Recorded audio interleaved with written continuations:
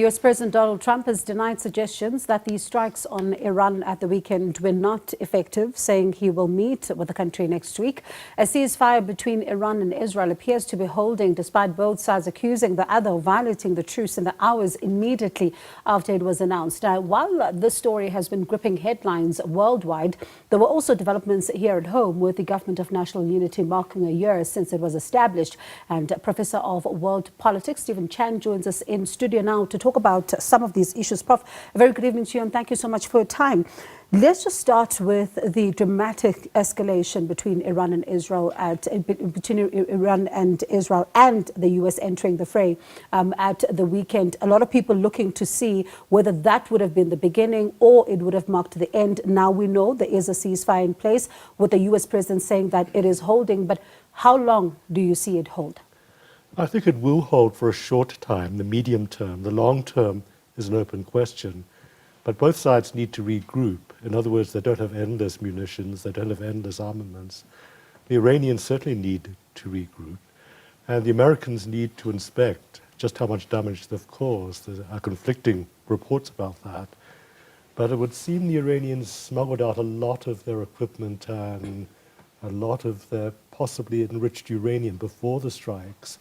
Where they've taken those bits of equipment, where they've taken that material, is an open question. So I would say that this thing has got a long, long lifespan ahead of it, but I don't expect hostilities to resume immediately. Do you think it was something that triggered Trump, the movement of the uranium, or as we hear in some of the reports that that would have happened months before, to see him move from a 2-week deadline to about 48 hours or even less? What could have triggered that particular moment? I think that sometimes he sets deadlines simply to lull people into a false sense of security, and then chooses his moment to strike. So if he was considering that the Iranians were in a comfortable wait-and-see mode and then suddenly hit them very, very hard, that's very much in his playbook, and that's exactly what he did. They've been prepared for this for a long time. Those bunker bombs, the aircraft that they used, all of that took a long time putting into place. So I would have thought he probably had an idea that at some stage during the 2-week period, not at the end of it, but at some stage during the 2-week period, he would strike.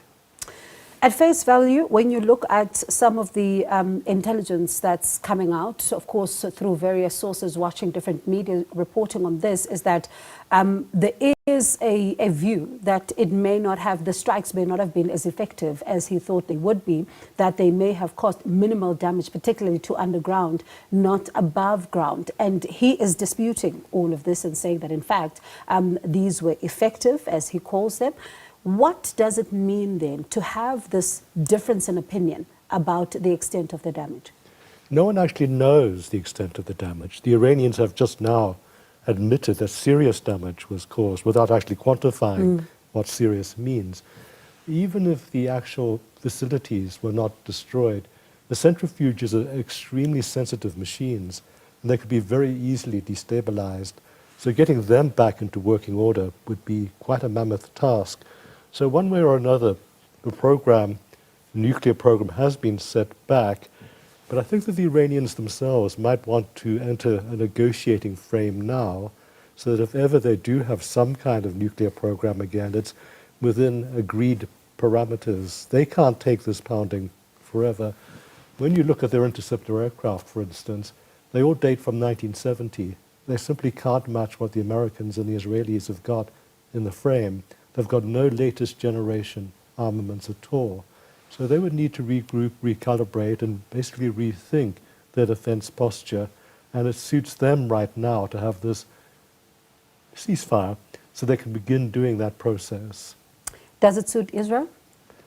I think that the Americans really were very angry with Israel for wanting to be so bellicose and warlike. They had enough on their hands trying to put some system of control over the Gaza issue, completely unsuccessfully.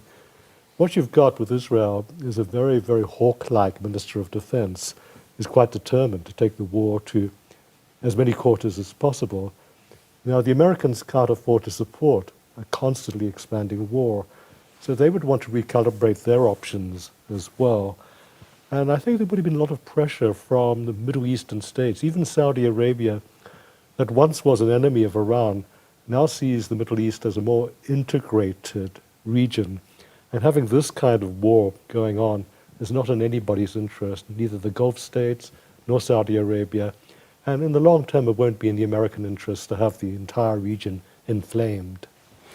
When you look at the developments, of course, in the Middle East, we've seen even, reaction from various world leaders about what is currently taking place there. But I'd like us to bring it back to South Africa and just look at, just a little over a year for the government of national unity. And this is a story that is, of course, making headlines even now, given the fact that we are now seeing a national dialogue that is upcoming and all of that, and people still talking about a year on what their sentiments are on the GNU. And what are you hearing, particularly from young people? In my walking around various parts of Johannesburg, I've only been in Johannesburg on this particular visit, but I have a vast correspondence with people from all over South Africa. There's skepticism, but the general view is that the GNU has held up, it has in a very clumsy way. The general view is that it's probably going to last the duration of an entire term. In other words, we've got another 4 years of GNU to go. You think the centre will hold? The centre will struggle to hold, but I think we'll limp into the next elections with the GNU of sorts, with everyone at that stage playing for advantage, hoping they would come up with a greater majority after those elections. Now, when you look at everyone hoping to come on the other side with a greater majority, what's the possibility of that, though, given the fact that you do have analysts who believe that this is likely to be the picture, going 5 or 6 elections to come, and we should, as South Africans, brace ourselves for that this is our new normal? It may well be. You may well have a situation like Germany, which has perpetual coalition governments, and they work. The problem with South Africa is not only that it's a new phenomenon, but I have to say very, very frankly, that the members of the GNU have been spectacularly, from my point of view, unimpressive. In other words, the coalition is held together. Are there any stars in this coalition? Is there anybody who is a future president coming out of this coalition? I must say I'm very, very disappointed in the quality, not only of debate, but of policy initiatives, and basically in terms of future vision for South Africa from any member of the GNU. Is it because they come from different political parties that would have had different policy positions and they're struggling to find one another and actually come up with a policy position that could work for all of them? Or is it because, as you say, others are possibly just in it to buy enough time, to do enough work to secure them a majority? They're buying time for themselves as well, because there's much internal dissension within member parties in the GNU. It's quite clear that the DA is not an entirely happy ship, for instance. Who's running the show? Is it Steenhuisen, or is there going to be a comeback for Helen Zille, for instance?